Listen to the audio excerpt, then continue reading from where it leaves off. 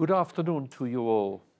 This is the session on Central and Eastern Europe, which is titled A New Agenda for the Continent, which sounds like a really wide-ranging topic.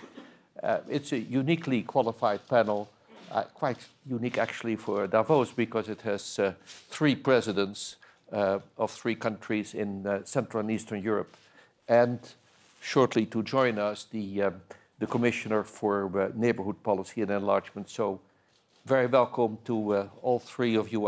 You don't need introductions. You're all well known. You're front page material. The panelists have agreed to brief questions and brief answers, and they'll ask each other indeed also questions. The session will take about an hour, and we hope to cover a wide range of topics. And of course, the focus, as the agenda says, will be on the emerging coalitions in Central and Eastern Europe in their relation to both the European Union and to NATO.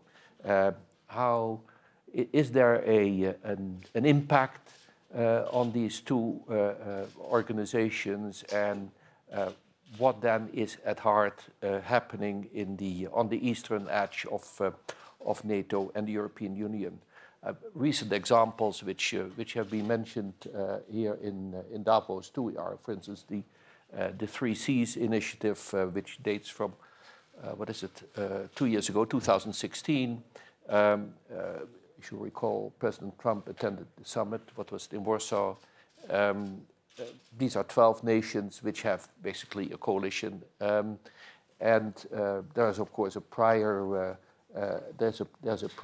prior coalition which goes back to the beginning of the 90s when the Visegrad Group was created.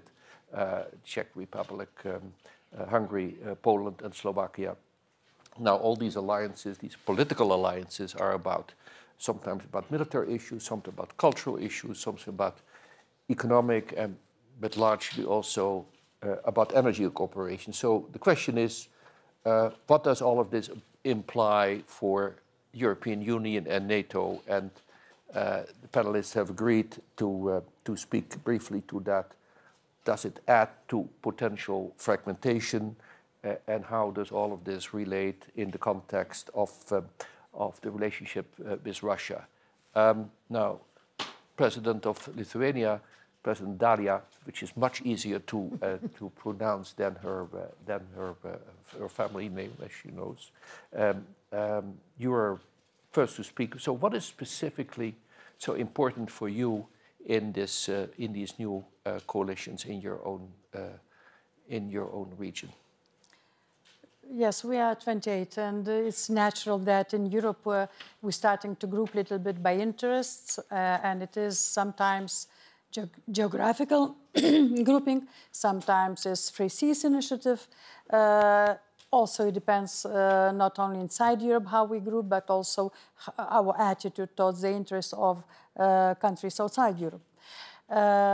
For Baltic states, we're already for some time cooperating very closely with Nordic countries. It's so-called NB6 framework, and we very much before each meeting we have informal meetings to coordinate our positions on a lot of issues, starting from economic, from integrational into European process, how much we want, how wide we want integration, in which areas, and how much we will support integration process, up to the foreign policy, positions on sanctions for Russia, positions on creating energy union, positions on cybersecurity, and of course positions on Ukraine.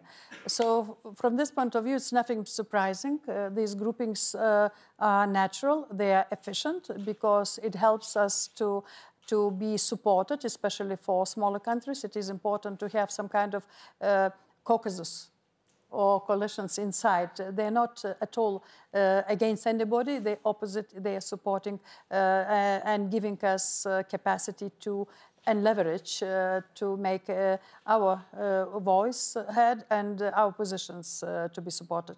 And really, our group very much supports the new tendency, as I call Europe is back, because Europe today back because it is new leadership, committed leadership. We know that we will be going deeper, integrating ourselves, because the challenges of competition from outside, the challenges of external threats, the necessity to be very fast in creating energy union, in finalizing digital union or market.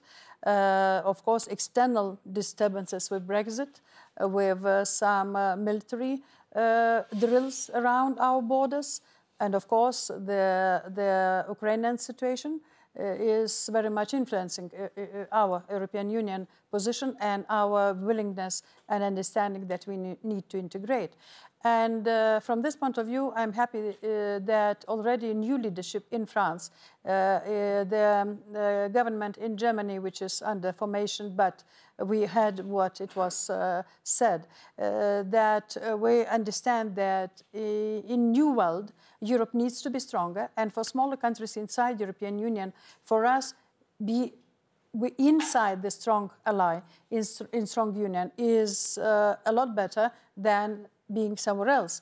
Why? We are supporting the integration, further integration, especially in economy, in monetary union, in banking sector, in cyber, in innovations, even in defense. Europe is now becoming more and more united behind the idea to invest more in its own defense, not duplicating NATO, just adding to NATO, and especially adding in the areas where NATO not yet investing enough. I mean cybersecurity, informational security, battle against fake news. All this Europe starting to take seriously and investing more and more. So here our region, our countries were very much supportive, and there is no contradiction between any groupings or Visegrad or North and Baltic countries. So here we are very much united, and it is what we're having this year as a new tendency. We are more confident, all of us in Europe. We know what we need to do, and we have new leadership. So that's everything in place. We need to deliver. So what would be your priority for the first action step? I mean, this is a wide program which you're supporting. What comes first? Defense or energy security? In our region, of course, defense is one of the largest priorities because we are on the eastern flank of NATO territory. And having in mind and seeing the Zapad exercises, it is clear that for us, security and defense, it is a priority. And cybersecurity, including new challenges, new forms of threats, are a priority. And we are very active in European Union and in NATO, preparing NATO summit. And Lithuania already proposing a lot of ideas on cybersecurity, and these ideas are taken by Europeans and NATO. And we will be investing further because our own experience on the border is very clear that this is a threat unconventional, but this threat is even more dangerous than direct conventional threat, which is probably less possible and comparatively with the unconventional threats. For example, for us, Lithuania also energy security is important, not only from the point of view of nuclear plant security, but that the nuclear plant in Belarus on our borders is built by Russians, of course, and it is could be used as nuclear threat, as unconventional weapon. That's a problem. And why energy union for Europe is the same agency, the same importance as any other union, and not only defense, but energy security, unconventional security. All this matters now more and more. Thank you. President Duda, this is a text which President Daria just spoke, which could have come from Poland, isn't it? I mean, you must have similar views on this, or are there disagreements? I'm not talking about internal European Union disagreements. You and I will talk about that later, your Brussels issues at this time, but the wider question, why more integration would be needed, or do you doubt that approach? Thank you. especially thank you for the invitation to this very interesting session together with Madam President and Mr. President, neighbors of my country, I can say. This is the good questions. Yes, yes. I can say in the most of these matters, issues, we share the same point of view. Because we are in the same region, and in general, in this big politics, I can say we have also the same problems. So when I look at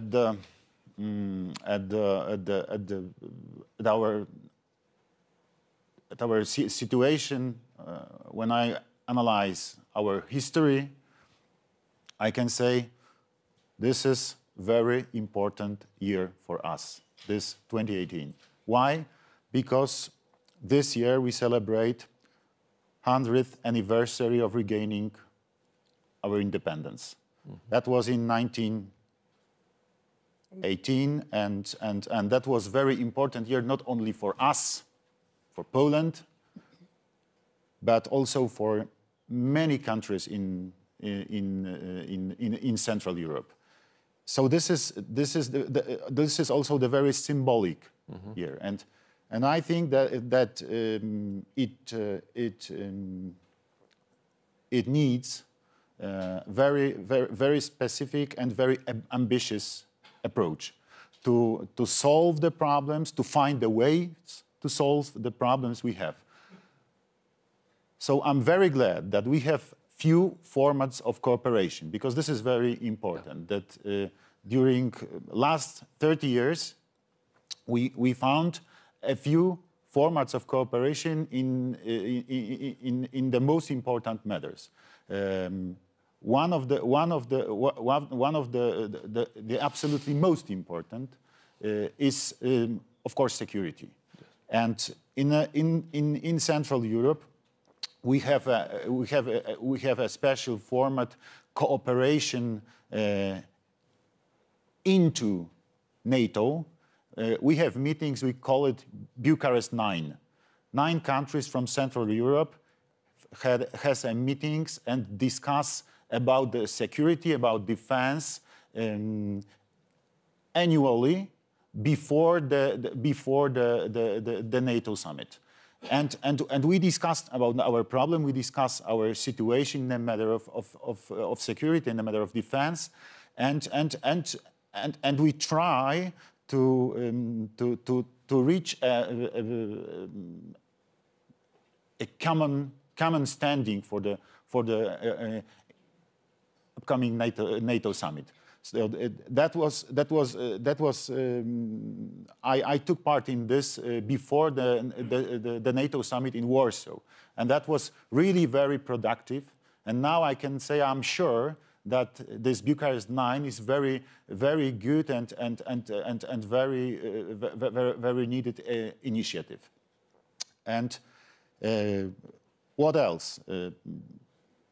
Second is cooperation which is going to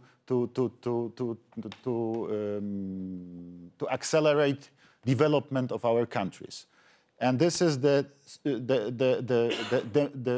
main topic and the main task of the format we call 3C initiative. We had a few meetings and we discussed about the development of our countries, but especially development on infrastructure mm-hmm. and communication, because we have the situation that we are very good. Most of our countries have very good connections with the Western Europe and Eastern Europe, yep. But we haven't good connection between us on the axis north south. So we have to work on that matter, And this is the main target of 3C initiative. We discussed about the developing of the roads, yes, motorways and express roads. We discussed about the developing of railways.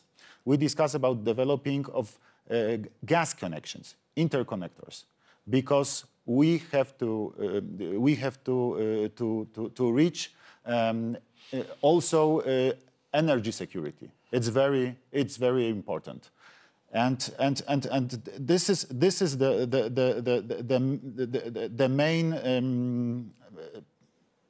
fields of cooperation and formats of cooperation in Central Europe. But you have to remember that this is not something new, this is not something more, and this is not something other than NATO or European Union, because all we discussed and decided in a format of Bucharest 9 is only with NATO and for NATO, and for, of course, the result in our security and defense. All we discuss in 3C initiative is only for the developing of our countries, but as a countries of European Union. I think this all goes in a direction of acceleration our development, and in the result to fulfill the policy of cohesion in European Union, because it's not a secret that our countries were behind the Iron Curtain, yes, and we still try to reach the same level of development and the same level of living in our countries as it is in Western Europe. And that's why we cooperate. Thank you. Just on energy security, which is one essential component also for, of course, also for the Ukraine and also for Lithuania and other countries, that of course, is very related to the current discussion about Nord Stream 2, right? I'm making that explicit because that's, I guess, underlying this, this cooperation. Could you elaborate, just say a few words on how you see that developing? Because so far there has been more disagreement than agreement, I would think. Very long and wide issue. But crucial, I guess, right? But absolutely crucial, absolutely crucial. I will try to describe it from the position of my country, yes? We need 15 billion cubic meters of gas every year. Yeah. So 1/3, about 5 billion cubic meters, we have from our own sources. 1/3, about next 5 billion, we can buy through our LNG terminal, which we built in Świnoujście on our Baltic coast, and the rest, 1/3 part, now we buy from Russia through Yamal pipeline. So we have no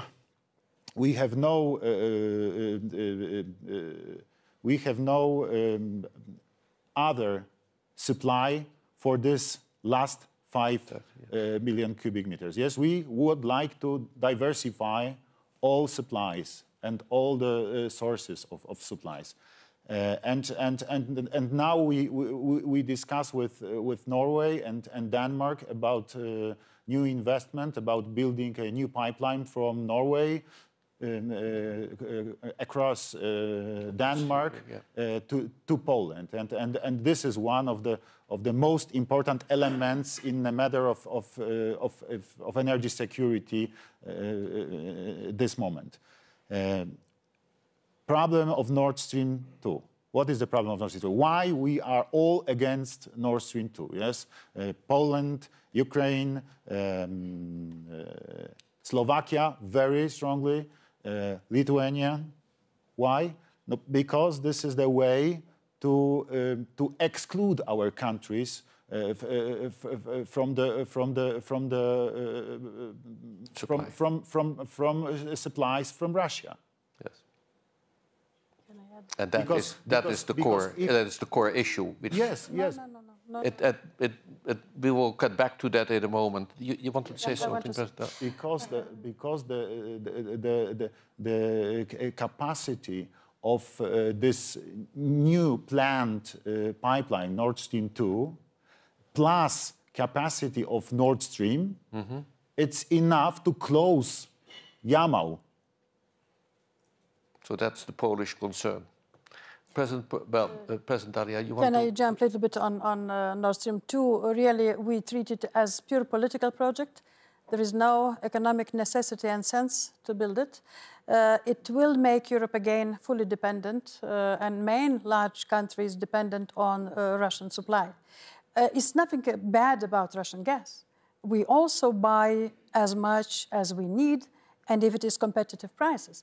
But the problem is that if you became totally dependent, then this becomes an instrument of influence. Usually, our history showed, and our experience, that energy always was used as pressure tool, as influence tool, as some kind of instrument of dependency in politics, in economy. And today, Europe is, instead of creating energy union with diversified sources, again falling in the same path of dependency. That's a problem. We're not against Russian gas as it is, but we're against falling Europe again back to full dependency on Russian gas supply. Oh, absolutely, I agree. We are absolutely not against Russian gas, but we would like to reach, for example, the same conditions of supply than like, for example, Germany. Can you imagine that Poland pay for gas more than Germany? Why? Because we have no alternative. We have to buy this gas from Russia now. So that's why we would like to achieve diversity, because that will be the moment when we could negotiate as an independent country who can choose this source of supplies, other. At the core of this is, of course, that there is no unified European Union energy policy, which we have been discussing for a very, very long time. And that brings me to President... that's also against the policy of European Union, yes. Because it means domination of Gazprom. Yeah. President Poroshenko, you are not in NATO, you're not in the European Union, but you're in the same energy problem.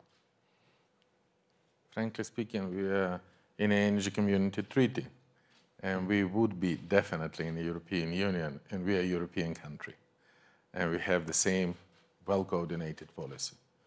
And before speaking about agenda, about new coalition, about future of European strategy, I want to add a few words about the Nord Stream 2. You said this is about energy, this is about economy, nothing similar. All this about politics. If you see the figures of Nord Stream 2, there is no economy there, definitely. There is no explanation why Gazprom tries, sorry for this word, bribe some European countries with money to achieve absolutely clear political goals. We are proud together that we do a great step during the last few years for our energy independence and energy diversification. LNG terminal in Lithuania, bravo. Energy terminal, LNG terminal in Poland, bravo. In Ukraine, who are more than 2 years not buying every single cubic meter of Russian gas, receiving it through Poland, through Slovakia, because of receiving the Norwegian gas, European gas. And because of that, we win Stockholm arbitrage. Stockholm arbitrage, this is not about the money. This is about energy independence. The main achievement of the Stockholm arbitrage is not even that we improved our financial situation. We stop anymore to use gas as a factor of political pressure of Russia. And we hate the idea to return it back. This year, we transit 94 billion cubic meters to Europe. This is a record high during the last years. And we will be more than happy to do it more. There is no any sense to invest dozens of billions of euros for nothing. We Europeans have the most strategic ways how to spend this money. And there is another purpose of the Nord Stream 2, to divide Europe. Because what is the main achievement of European Union after the Brexit? Very tough test for the European Union. After the election campaign of year 2016-17, when everybody waiting that populist Eurosceptics be in power in Europe and promoted effective Russian strategy to divide Europe, to make it weaker.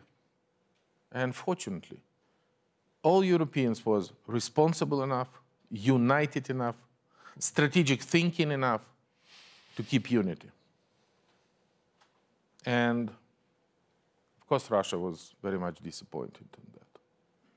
And with that situation, Nord Stream 2 is a test.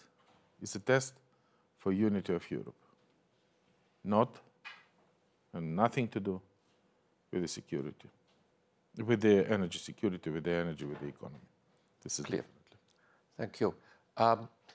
Before we get to a second round on the panel, let me try to see whether in the audience there are questions or quick comments, very brief.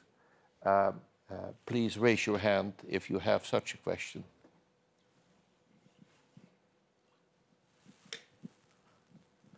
Obviously, the panel has been incredibly clear, convincing. No critic comments. No comments. I can only take that as a very positive grading of the three of you. So let's get back then to the panel and go for a second round of issues, though we have already covered a fair number of them. And President Poroshenko, let me start with you, because I'm sure you've had a number of conversations here in Davos.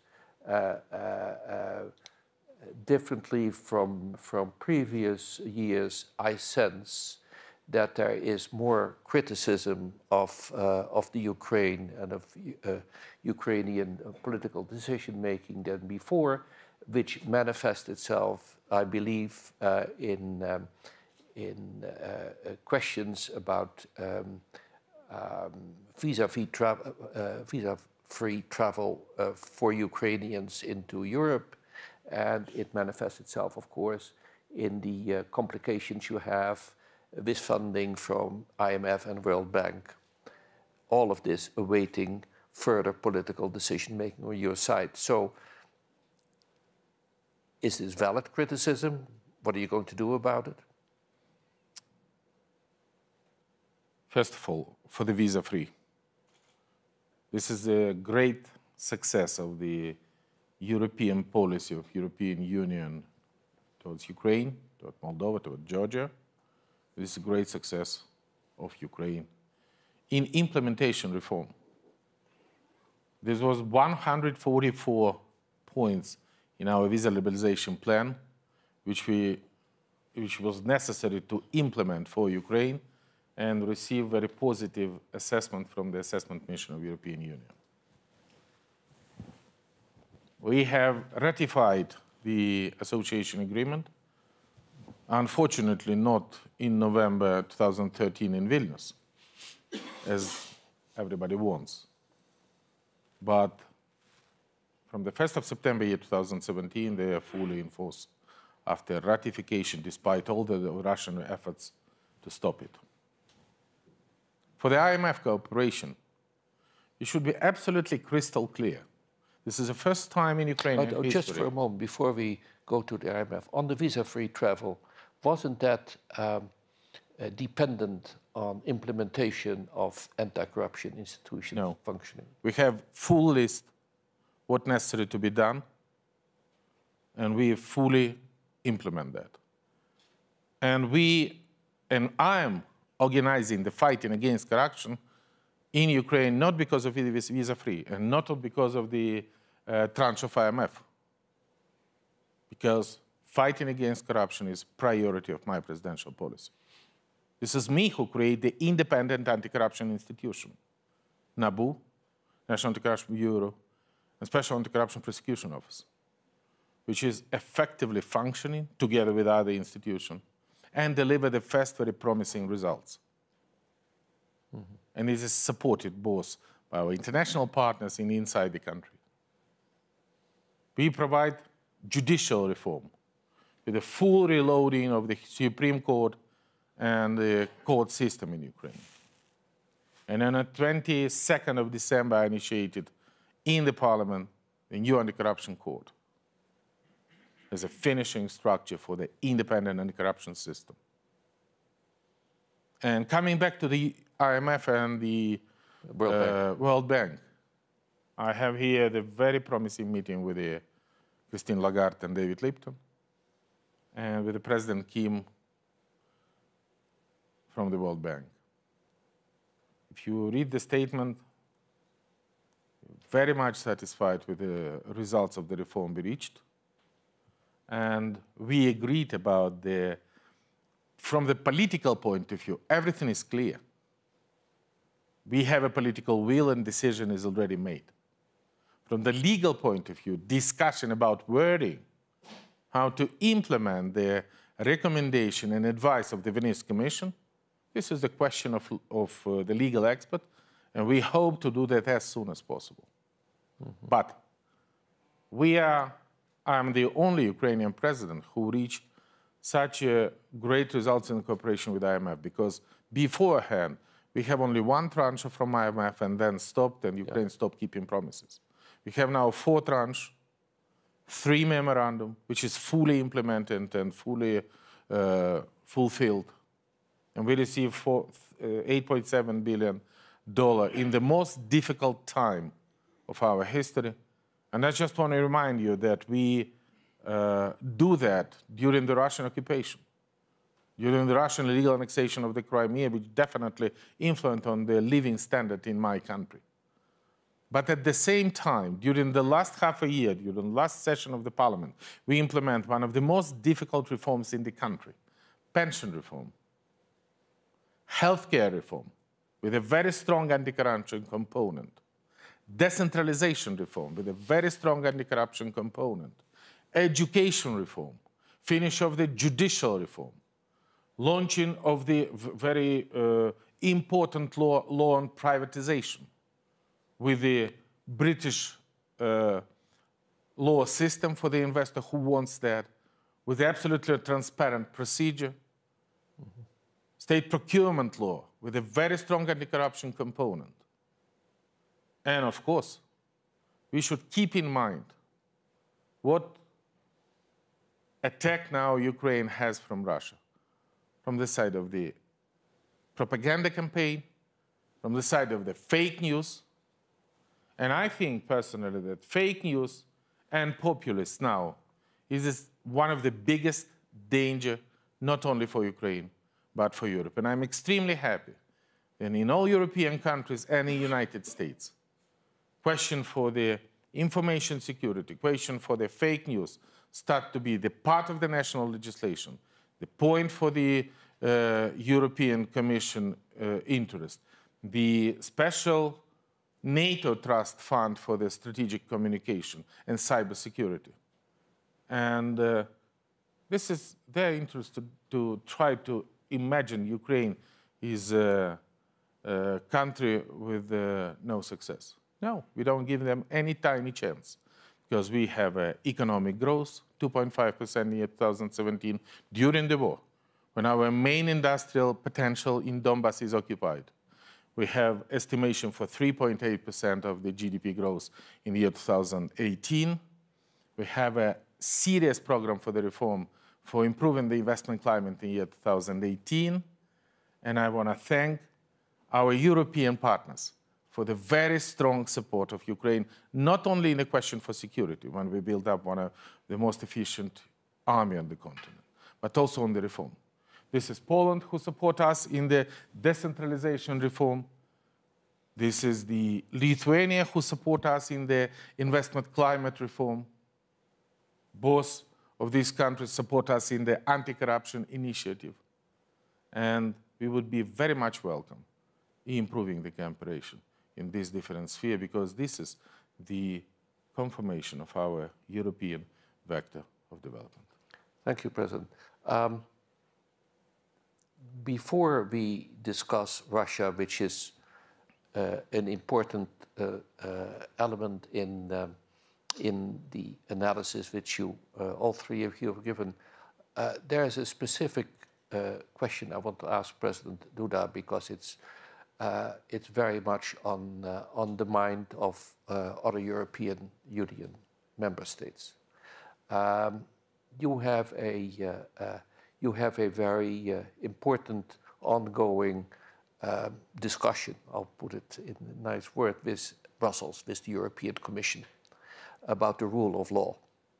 Without going into the details, there's a procedure, there is a lot of talk publicly and obviously also privately. At what stage are we, and how do you think it will be solved from your side and from the Brussels side?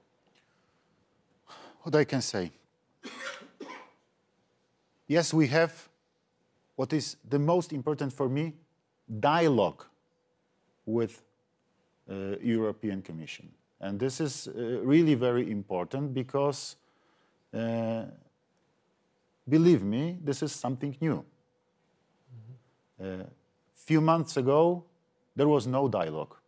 There was dictate from the members of European Commission. Now, situation changed a bit.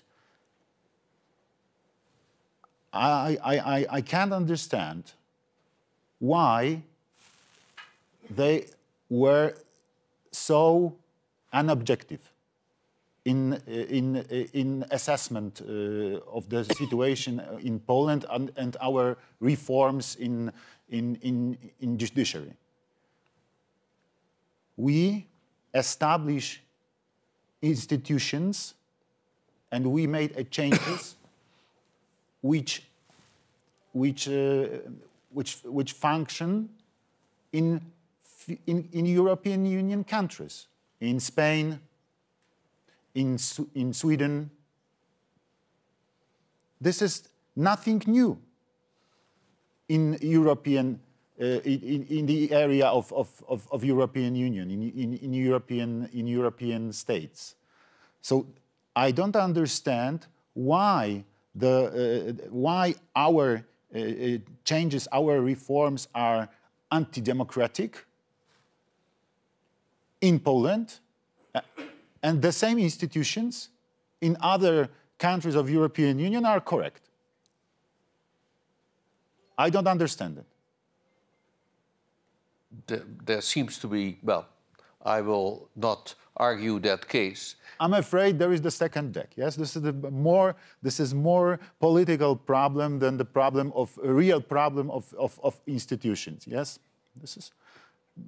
It depends who from Poland you would like to listen. I can say that standing of European Commission was absolutely one-sided. I don't agree. We are in an equal European country. We are an equal member of European Union. We are sixth country in European Union. So please be objective. This is one thing. But I hope that European Union came back to the table of dialogue, and I hope that we find the solution. This is not a very comfortable situation for European Commission, especially during the Brexit. To create so big crisis, because in my opinion this is a kind of crisis, of course not as big as Brexit, but one of the crises touching European Union. But the dialogue is the most important. Dialogue and objectivity. Mr. President, you talked about fake news. In my opinion, fake news are one of the most dangerous tools of hybrid war. This is modern kind of war in contemporary world, because disinformation is very dangerous. Well, I don't think you're implying that the European Commission is spreading disinformation. I need to say before you react. In my opinion, European Commission was then disinformated from Poland by our current opposition in Poland. Yes. Who lost the power after election in 2015. Well, maybe President Daria, you want to react, because obviously this is a topic which has been discussed not only in the European Commission, but also in the Council of Ministers and your various other informal meetings. Yes, and I tried to go out from internal affairs and discussions which have been mentioned by President Duda. We do have phenomena now in the European Union that some countries have different understanding of some procedures and some solutions, and we got backlash between some member states and institutions in how to implement one or another thing. And recently we saw examples that institutions tried to imply enforce by force some decisions, which made very bad mood between the member states and gives very bad image for population in some countries. So what we are now seeking, and we're trying to, especially from other countries, say that any question we need to return back as it was before. We need to find consensual solutions via dialogue. You cannot enforce by force anything in the European Union. All decisions via discussions and joint solutions. And I'm not taking now place good or bad. This is not for me to evaluate. What is important for me as a head of state and neighbor, saying that no matter how difficult the situation is, we cannot blame and shame each other. We need to find together consensual solutions, because Europe is about understanding and agreement, not about enforcing, beating, or using the instruments which never been used before. That's the main, probably, strategic and technical element, because we have not only rule of law questions, in future maybe we will have migration questions in Europe, and all these examples say that we need to look how to achieve agreements between each other, but not making bad blood between each other. Brief comment from President Poroshenko, and then I go to a gentleman in the middle. Yes. Fantastic. When I was asking year 2014, 15, and 16, what I need the most from the European Union, what my country needs the most. Money, weapons, advisors, definitely yes, all of them. But my answer was, the most we need unity of European Union.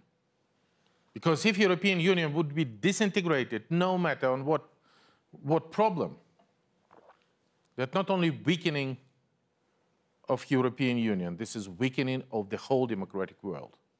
We should remember that when we launch an open discussion. We have our own experience in the judicial reform, constitutional judicial reform. When we have everything transparent, everything on a live TV, every candidate with a polygraph, every with the absolutely open competition, with an independent expert, with the judges. Do you know what the reaction was? We are not happy. Then, we're very much happy with the procedure, but we are not happy with the results. And only now, when we have candidate, we have applause that said, no, you were right. This is an absolutely bright candidate, bright judges, bright chairman of the Supreme Court. We are very happy to cooperate with them. So everything is in dialogue. And please, the most important thing, what Dalia said, unity of European Union is our top priority. Thank you, President. Gentleman in the middle, if you please identify yourself and a very brief question only, please. Thank you very much. I'm Jyrki Katainen, Vice President of the European Commission. I used to be a Prime Minister of Finland, and at that time, when we were together with Dalia in the European Council, I initiated, together with my Dutch and Danish colleagues, the rule of law procedure. The Commission, or the European Union, didn't have this procedure before, but we considered, it was way before we entered to any problems. We considered that we should have this kind of procedure, and now we have. So I just would like to comment a little bit to President Duda's points that this is a problem between Poland and Commission. This is not a problem between Poland and Commission. If I remember right, 23 of our member states have indicated very clearly that we have a problem. We really have a problem. And that's why Commission has introduced this dialogue between Poland and Commission. Commission is a working body. And I still believe that there is a chance to correct the things. This is not a blame game. We are deeply worried, together with overwhelming majority of our member states, the rule of law development in Poland. But as I said, I'm 100% sure this is a solvable issue. So that's why we have high expectations of current dialogue. As President said, we have a good dialogue going on at the moment, and it's valuable. It's very valuable. And only your government and the rest of Europe, when we work together, we can solve this problem. If I may ask... Very yes, briefly. Yeah.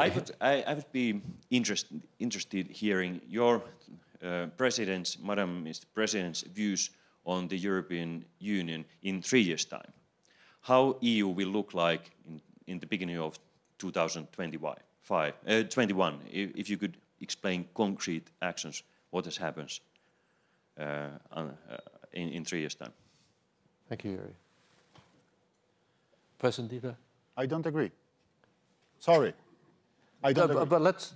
There was supposed to be a discussion on the panel between the Commission, Commissioner Hahn, come to Poland and look your own eyes on the situation in our country. Please, please, come to Poland. Please, ask the people.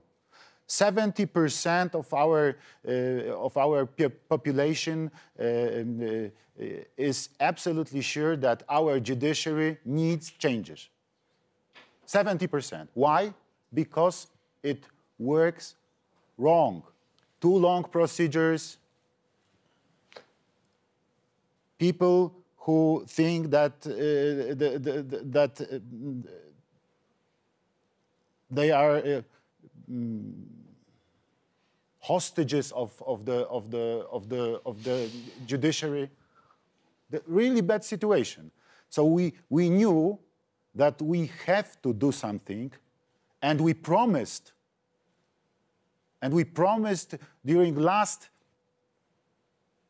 during 8 years between 2007 and 2015. We will change it. So now, when I'm a president and my colleagues are members of the government, Polish government, and my former party has a majority in Polish parliament, we do this what we promised. This is something strange in democracy? President Duda, I suggest that... Maybe in your opinion, but President not in Duda, mine. may I just interrupt you? I suggest that given the seriousness of this topic and also the serious remarks made by Commissioner Katainen, I think it's useful to continue that dialogue, but not do that in this panel. I want to use the last 5 minutes of this panel to ask you each to reply in one sentence, if you can, to 2 questions. One is, how do you expect the relationship with Russia to develop in 2018? And the second question is, to balance, what is your message for President Trump? President Poroshenko, 2018 and Russia. Really very briefly, please. I should be very genius to answer all 3 questions actually in one sentence, because the Trump and Putin and European perspective completely different question. And I try to unite it and be as much short as possible. First of all, I want to answer on No. Let's stick to the previous question. Let's restrict ourselves to these 2 questions. Okay. Because we have only 4 more minutes. I find out the way how to put 3rd question in the first 2, so don't worry. Point number 1. Future of European Union and Russia in year 2018. The topic of our today discussion is new strategy, new approach, new agenda, or even new agendas, new strategies. Forget about that. We should have, all European Union, all free world should have one agenda, one strategy, one voice, be as united as possible. And the basis for our unity is our values, not money. I'm absolutely confident that we win fake news and propaganda war, win information war. We would be winner in the hybrid war because truth is with us. And I'm absolutely sure that after this winning of populists, winning of Eurosceptics, everything would be okay. And the only thing changed, Ukraine in year 2021, with the support of Lithuania and Poland, will have a European perspective for membership in the European Union. For the President Poroshenko, for the Trump, 30 seconds, what's your message for President Trump? Okay. I think everything would be okay. I will tell him. we'll tell him. Ukraine has an absolutely brilliant dialogue with Trump. I have a 2 full meeting, many phone conversations. We receive defensive weapon. We receive very strong support from the United States Congress, bipartisan, and we should be very optimistic, all of us, including you. Thank you. Thank you, President. I'll come to you with this last. President Duda, what is your take on Russia in 2018, and what is your message? You have got 70 seconds. What is my message? Leave Ukraine. Okay, this is my message. But I would like to say a few words about the European Union and Ukraine and other countries and Russia. I told it yesterday during our working lunch. We have to keep the doors to European Union open for new countries. We have to maintain open door policy. This is one of the most important elements of good future of European Union, in my opinion, especially during the Brexit. This is one thing. Second thing, Russia.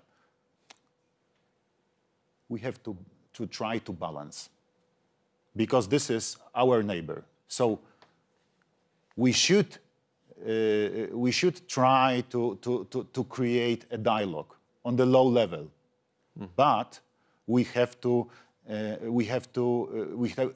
demand respect for international law. Respect for international law. It's also respect for borders, not only in Europe, in all over the world. And we have very bad examples during last 10 years. Correct. Georgia, Ukraine. And your message for President Trump is? Good luck, Mr. President. Okay. Shortly after elections in Russia, of course, what we can expect is predictably aggressive and predictably destabilizing. That's what we will face this year, and we need and we know how to respond. For President Trump, of course, welcome to stay on the world stage. Don't withdraw, otherwise there will be no great America. Thank you very much. Thank you very much, all three, for very candid answers.